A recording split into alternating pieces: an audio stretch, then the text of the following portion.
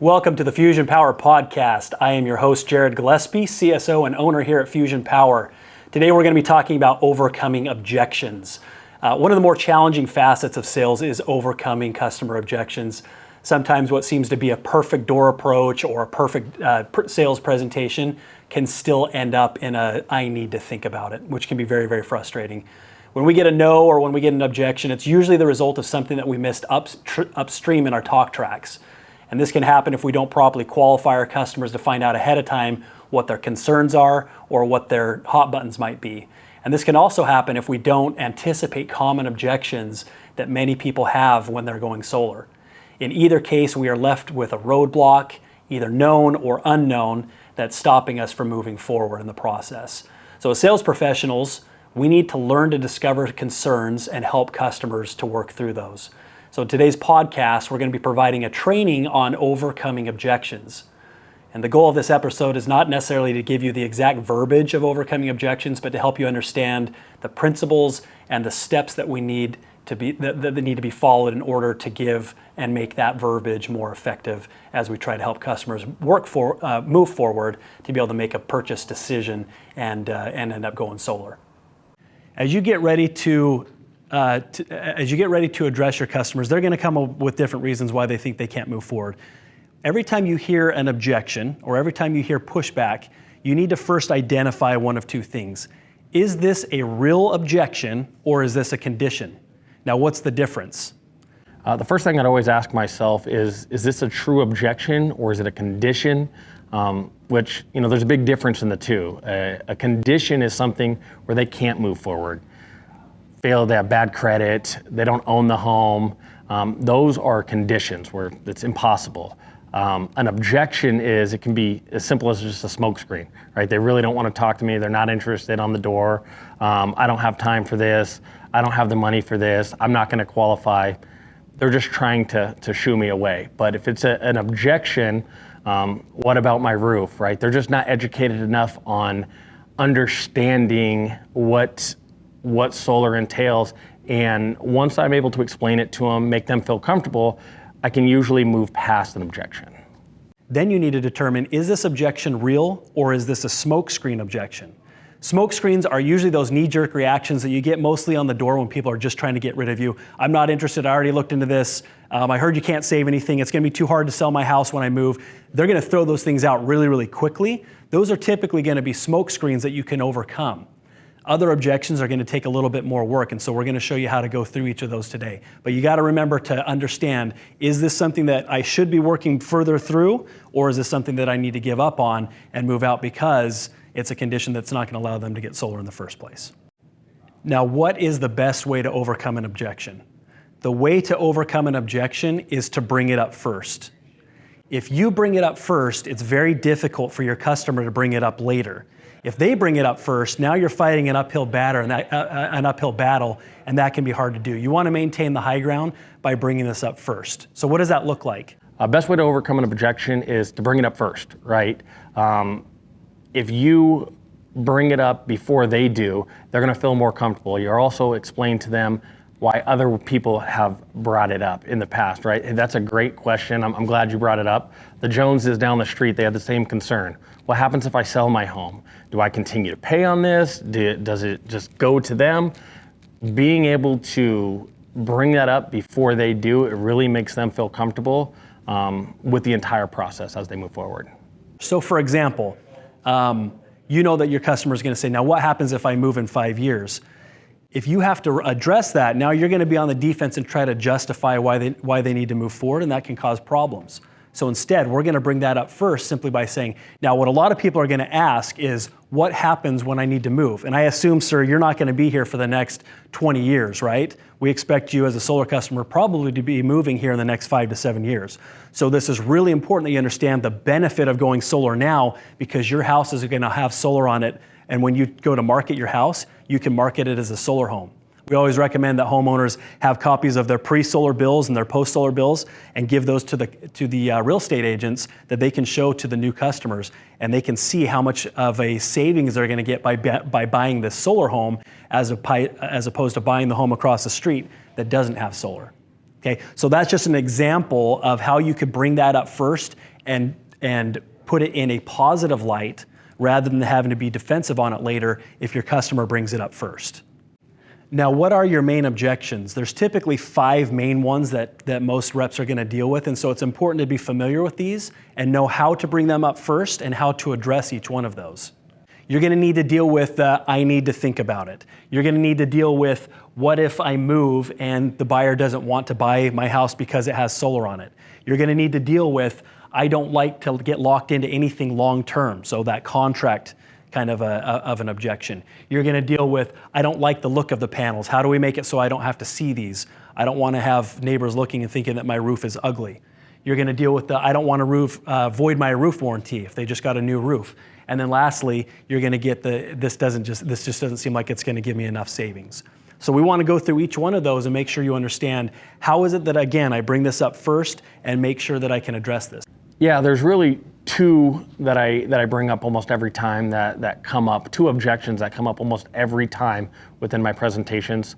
First is, what if I sell my home, right? I always bring this up first because the average person lives in their home 8 to 9 years, right? We're talking about terms of 20, 25 years on the average. So bringing it up first, I always bring up the fact that you can transfer. The new homeowners take over. You're not stuck in something that's not yours. It makes them feel comfortable with, well, I know that I'm going to sell in the next 5 years. What am I going to do with this? Second one that comes up probably second most is going to be my roof. You guys going to break my tiles? What happens if I have leaks? What happens if I have damage? And I always bring up the fact that we're going to warranty, we're going to protect you from workmanship, penetration issues, obviously where we're doing the work. If it's something caused by the solar installation, it really helps them feel comfortable, especially when the new homeowners just got a new roof and they're already worried about waiving the warranty that they're getting there. Now, a lot of times, a rep will be faced with an objection and then think to themselves, oh shoot, my customer doesn't want to move forward. We get in panic mode and then we try to just push and move forward and just try to get the deal done and get out of the house. Obviously that job's going to end up canceling or it's going to end up not closing the first place, and it just turns bad for everybody because there's buying pressure and nobody likes that. So instead of thinking when we hear an objection, shoot, the customer doesn't want to move forward, what we need to be hearing is the customer asking a question. I have a concern and I want to know how your product is going to help me continue to get the benefits that you're telling me about and still move forward at the same time with having this concern. So here's how you overcome an objection. The first thing that you want to do is you want to be able to compliment them on their concern. You want to be able to tell them that you are glad that they showed trust in you, to let them know that they have an issue with one of the things that you've talked about. Number 2 is you want to be able to restate that concern to make sure that they feel validated and they feel heard. Empathetic listening is the best way to build that trust, and then what you have to say moving forward is going to carry a little bit more weight with it. The third thing that you want to do is use a feel, felt, found or an anecdote, meaning we want to use a third party to help us explain why they were able to move forward with the exact same concern. And then it doesn't feel like it's you trying to push this onto them. We can use other people who have gone through the same thing and explain why they were able to move forward with the exact same concern. Number 4 is we want to have follow-up questions to make sure that we have resolved their concern and allow them to continue to speak if there's still lingering doubt. And then number 5 is we need to transition and we need to move forward. First thing I do when they have an objection that they jump the gun before I was able to address it is I always tell them it's a great question, right? This is going to do 2 things. It's going to let them know they're heard, and it's going to let them know that you are going to address it later on, right? They feel comfortable that you are giving them a response because you care. Then I address the questions, and typically what I do is I'll bring up past experience, right? There's not very many times where you experience something brand new that you haven't addressed before in the past. So if you can help them relate to the way the Joneses or the Davids feel down the field, how they handled that and how they had the same fear, it lets them know that it's okay to ask questions and it's okay to feel a certain way. And once I explain to it how it works, usually it'll help them overcome that and move forward. So let's talk about each one of these. Number 1 is to talk about complimenting their concern. We want to be able to bring that up and say, that's a great question. Everybody wonders about that. We want to call it a question rather than a concern or an objection. Questions can be answered. A question feels more like I want an answer rather than I'm trying to stop this process. So we want to rephrase that as a question anytime somebody brings up something that may be considered to be a concern or objection. So that's a great question. Let's talk about this, okay? We also want to bring in the second point here. Why do we mention everybody else? Everybody asks that same question. That makes the customer not feel isolated. It also allows you, when you go to resolve that concern, to understand that everybody else was in the same bucket, everybody else felt the same way, but everybody else continued to move forward with this process, so I can too. So anytime they answer that, bring up that concern, that's a great question. Everybody asks that. That is the way that you want to start addressing that specific concern.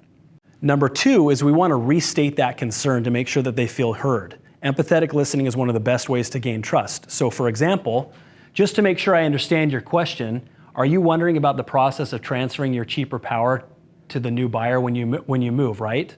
Or just to make sure I understand, you want to make sure that you aren't getting stuck with the solar system that you won't be using after you move, right? So if the customer says to you, hey, look, this sounds good, but I'm going to be moving in a couple years. I don't want to get stuck with this. Or what happens if my home, what happens if the new buyer doesn't want solar?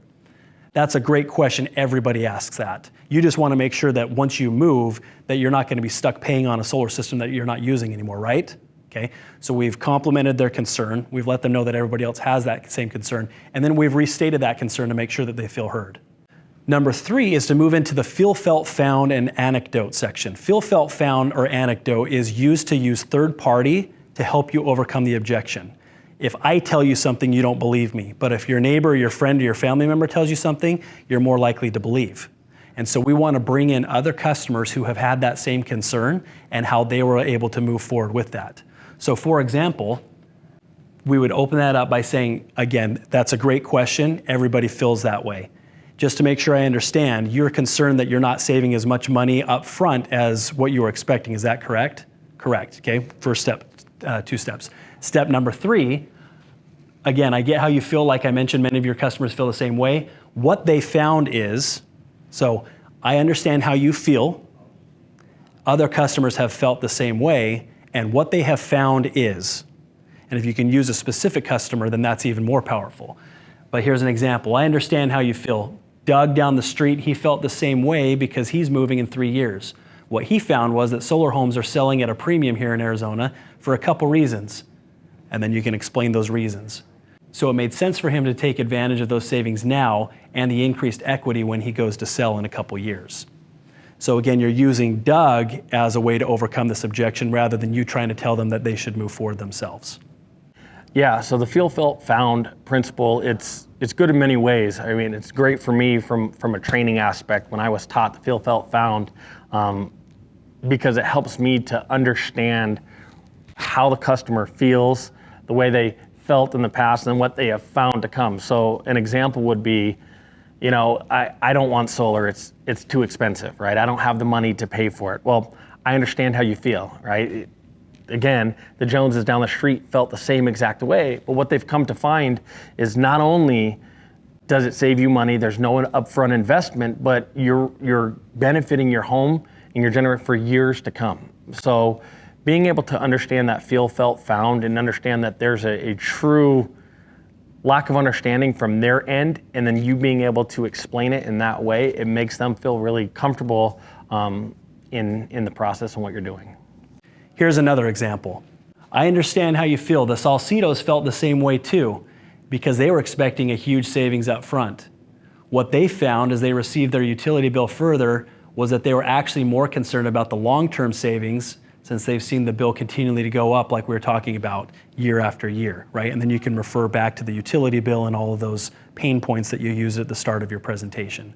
But using the Salcidos in this example and explaining how they were concerned that there wasn't as much savings up front as they were expecting, but now moving forward, there were going to be huge savings as the utility bill continues to rise and rise. Here's another example of an anecdote. One thing that a lot of my customers have considered is the fact that they will be buying power from the utility for the rest of their time at that home, no matter what.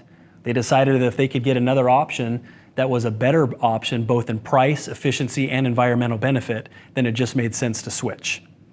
Here's another one.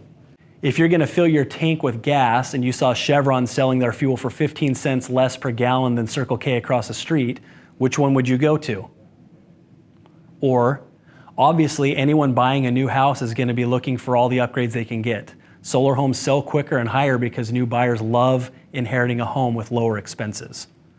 So both of those are examples on why it makes sense to continue to move forward and not allow that objection to stand in the way. So use a third party and use an anecdote to help them understand why it's a better deal to move forward with solar. Yeah, one of the ones that I really use when it comes to an anecdote is locking in your price per kilowatt, especially when I'm doing a power purchase agreement, right? I always lean back to gas. 20 years ago when gas was 99 cents a gallon and it just turned over to that $1 a gallon, everyone was upset. This is outrageous. But you look at it now, hindsight's 2020, if we could go back and we can lock our cost of gas in at 99 cents a gallon, would we do it for the next 25 years? Absolutely, right? It's the same thing when you're talking about your cost of energy, your cost of power. You're getting an opportunity to lock your cost in at 11 cents a kilowatt, wherever we put it at, 11 cents a kilowatt, opposed to having no idea where it's going to go with your current provider. Step number 4 is really simple. It's just to follow up and make sure that they have been satisfied with the answer that you've given them. So a simple question. Do you have any other questions about what we've talked about so far? Notice that so far is underlined there. We want to make sure that we are not trying to say that now they have to make a decision. We've addressed this concern. Do you have any other concerns? Okay, now we're moving forward. Well, then buying pressure is going to go right through the roof. So we want to just say, do you have any questions on what we've talked about so far?